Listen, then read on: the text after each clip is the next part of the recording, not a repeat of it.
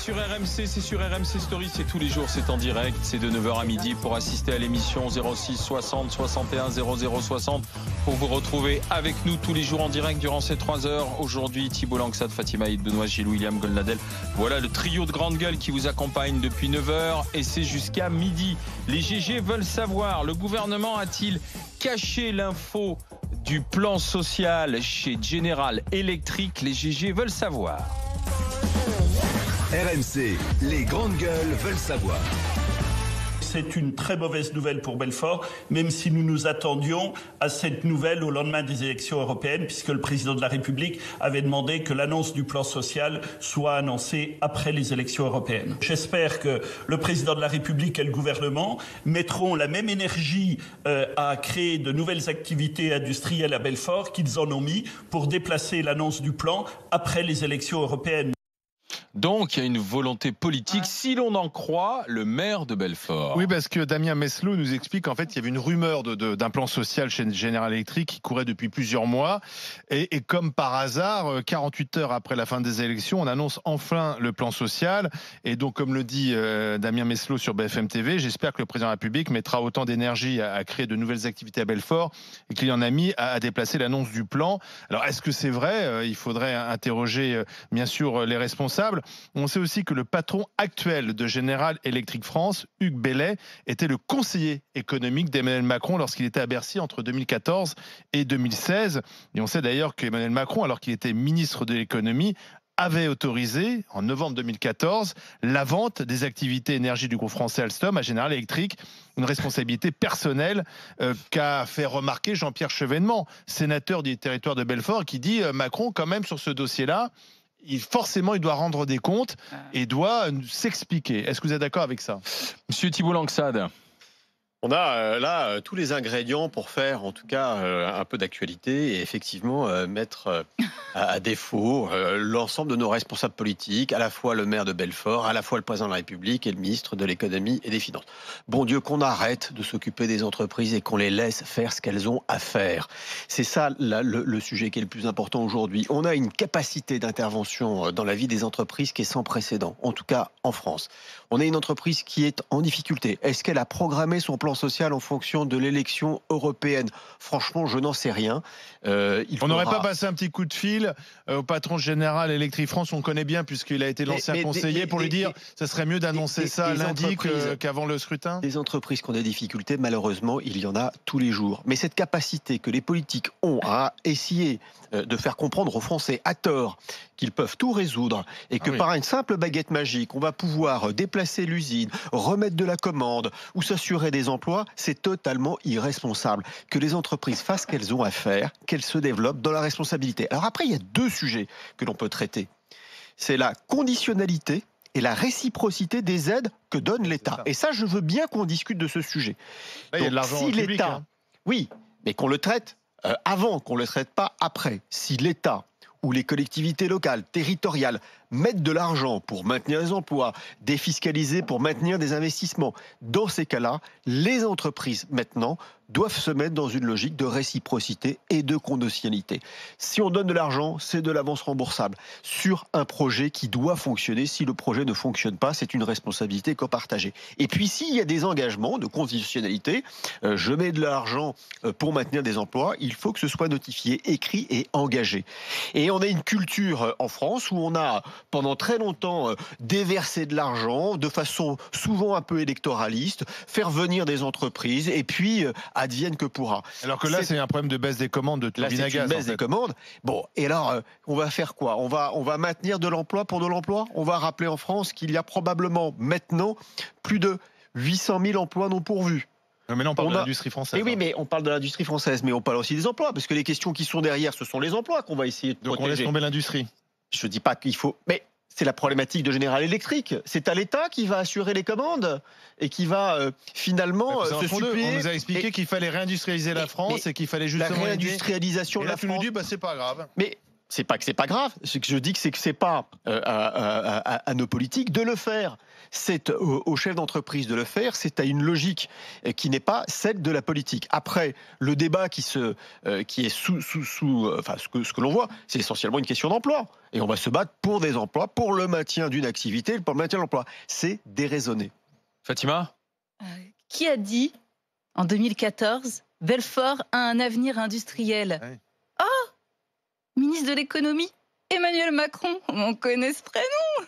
Donc, écoute, il nous dit Belfort a un avenir industriel au moment de la vente. Enfin, ces promesses, elles viennent de là. Donc moi, je suis d'accord avec Chevènement lorsqu'il dit qu'il a quand même des comptes à rendre. Surtout que, regarde, fin mars, apparemment, le maire s'engage à, je cite, parce que c'est vraiment la langue de bois politique, étudier toutes les pistes industrielles possibles pour maintenir l'emploi. Donc, fin mars, on nous dit on va tout faire pour qu'on puisse maintenir. En gros, taisez-vous, pour l'instant, il n'y a pas de problème, on gère. Pareil, dans une lettre, Emmanuel Macron, début mai, courrier aux élus locaux, où on nous dit le dossier est sur enfin, il y aura la plus grande vigilance de la part de l'État. Donc là aussi, il y a une forme de promesse, ne vous inquiétez pas. Et puis, élection passe, et là, ah bah oui, voilà. Finalement, il s'agit de 1000 salariés, si tu veux, quand même, dans le bassin d'emploi, parce qu'il y a les emplois directs, les familles, les emplois indirects. Voilà, dont on parle bien de l'emploi, après, on parle pas de l'outil industriel. Là où je suis quand même d'accord avec toi, c'est que je ne vais pas en faire un scandale, dans le sens où c'est du cynisme politique, mais comme on en voit dans tous les partis. Ça change rien au problème de commande. Des politiciens qui font de la politique et qui choisissent le moment de l'annonce. Le problème, c'est que s'ils ne le font pas, on leur reprocherait de ne pas le faire. On le découvre pas. Si Bruno Le Maire disait rien, on lui reprocherait de se taire. Je souscris au raisonnement et à la franchise d'essence libérale de Thibault, mais il faut reconnaître que les politiques ne font ça que parce qu'il y a une pression idéologique, syndicale, des élus locaux aussi, syndicale, médiatique de tout le monde, et que s'ils ne le faisaient pas, de toute manière, il serait agonie d'injure. Bon, la réalité, elle est là. Bon, et puis il ne m'intéresse pas de savoir si effectivement M. Macron ne s'est pas vanté, n'a pas voulu se vanter de manière prématurée sur le plan électoral de ce que les gens qu'il avait fait venir n'étaient pas formidables. Le seul bémol que je mets à ça, c'est que je crois savoir que General Electric s'était engagé pour avoir le marché. Non, mais quand même, ça, c'est pas rien. C'est même le cœur du problème. C'est le cœur du problème. C'était engagé à donner des emplois.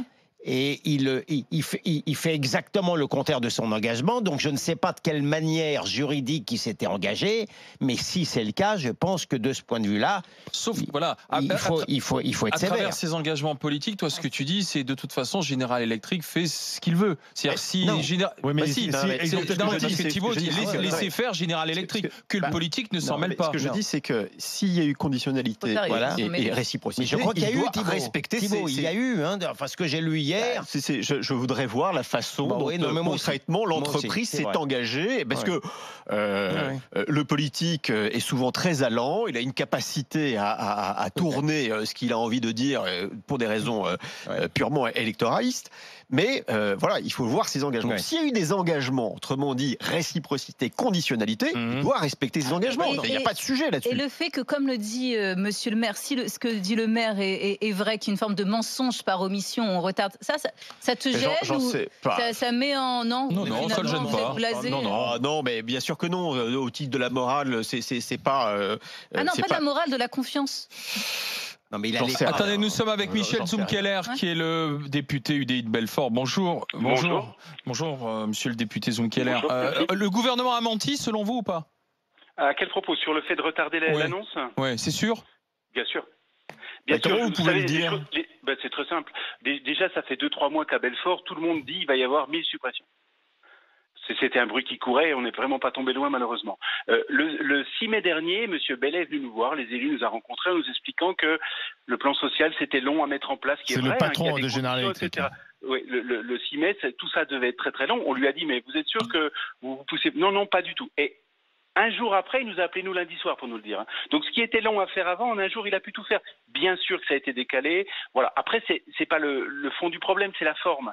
Mais la forme, elle est très importante parce que le problème de General Electric, c'est aussi le mépris pour ceux qui y travaillent. Et ça, au-delà des pertes de marché qu'on peut entendre, il y a ce mépris perpétuel. C'est ça qui est pire que tout. Bon, après, en même temps, vous êtes à l'UDI, donc vous êtes pour le marché, c'est l'économie du marché, il y a moins de commandes. Quand il y a moins de commandes sur un site, forcément, il y a des conséquences sociales. Alors, j'ai entendu Bruno Le Maire dire que les salariés de ce site pourraient peut-être travailler chez Alstom pour construire le TGV du futur. Alors, il y a plein de choses. Heureusement qu'il y aura des perspectives. Vous avez raison, le marché, c'est important. Mais le marché de ces turbines, c'est pas un marché, j'achète une turbine, je la vends demain. C'est des choses qui s'étalent sur 10 ans. Et comme par hasard, quand le marché va bien, je vais faire un peu mon Mélenchon, mais quand le marché va bien, c'est les actionnaires qui sucrent. Et du jour au lendemain, quand on dit on n'a plus de commandes, c'est tout d'un coup les salariés qui payent. Bien sûr qu'il faut trouver un juste milieu dans tout ça, parce que sinon on n'y arrivera pas. Bien sûr, on espère évidemment qu'il y a des perspectives avec Alstom, etc. Mais même sur, vous savez, il y a dans cette entreprise, il faut en parler et être très honnête, une intersyndicale Sud, CGT, CFE-CGC, qui a travaillé très honnêtement, qui fait des propositions de diversification et personne ne les écoutait. Ça va un petit peu mieux. Donc, oui, il y a une difficulté, mais General Electric ne semble pas faire beaucoup d'efforts, le gouvernement pas beaucoup plus, pour aller vers l'aéronautique, pour aller vers les grands carénages, pour les centrales, etc., etc., etc. On a eu un peu l'impression d'être un peu pris pour des imbéciles par General Electric. En tout cas, ça, c'est ce qu'on ressent, nous. Merci, monsieur le député Zumkeller. Les opérations de diversification est peut-être intéressant, néanmoins, la direction et la stratégie de General Electric doivent trouver une certaine forme de cohérence. Donc, s'il y a une pérennisation du site par les actifs et par les salariés, ça, c'est un autre sujet. Mais ce que je veux dire, c'est que c'est à la direction de la stratégie c'est la direction de General Electric de définir ses choix stratégiques. C'est pas au gouvernement. Est-ce qu'il y a de l'argent public, monsieur Zumkeller? Quand ils ont besoin qu'on fasse une route pour leur convoi exceptionnel, ils se la payent eux-mêmes, ils ne demandent pas aux collectivités de le faire. Quand ils ont besoin d'avoir des bâtiments que la collectivité fait après leur loup, ils se le font eux-mêmes et ils ne demandent pas aux collectivités. Moi j'entends, je suis plutôt libéral dans l'esprit, mais eux c'est le truc, c'est-à-dire ils profitent des choses, puis quand ça va pas, ben non, désolé c'est le marché. Ok, ça peut pas marcher comme ça, il faut trouver un juste équilibre qu'on n'arrive pas à trouver avec General Electric, voilà c'est tout. Merci Michel Zumkeller, merci d'avoir été avec nous. Nicolas qui m'écrit, est-ce qu'on pourrait regarder si les actionnaires américains de General Electric continuent de se gaver de dividendes pendant que les salariés de Belfort vont devoir aller chercher du boulot? Voilà ce que m'écrit Nicolas sur internet RMC. On rebondir quand même. Les engagements. Moi, les engagements. Non, mais en même temps, on demande tout et son contraire aux politiques. On voudrait que les politiques soient volontaristes sur le plan industriel, parce que c'est vrai que l'industrie française, elle a quand même morflé plus que les autres, plus que les Allemands par exemple. On a quand même laissé tomber complètement. Et on a eu tout un débat en disant mais il faut que les politiques soient plus volontaristes, on fasse tout pour qu'ils viennent s'implanter, nos entreprises. Les Allemands, ils n'ont pas les mêmes syndicats qu'en France. Donc on le fait, et quand on le fait et que ça marche pas, on tombe sur ces politiques. Alors c'est un peu contradictoire.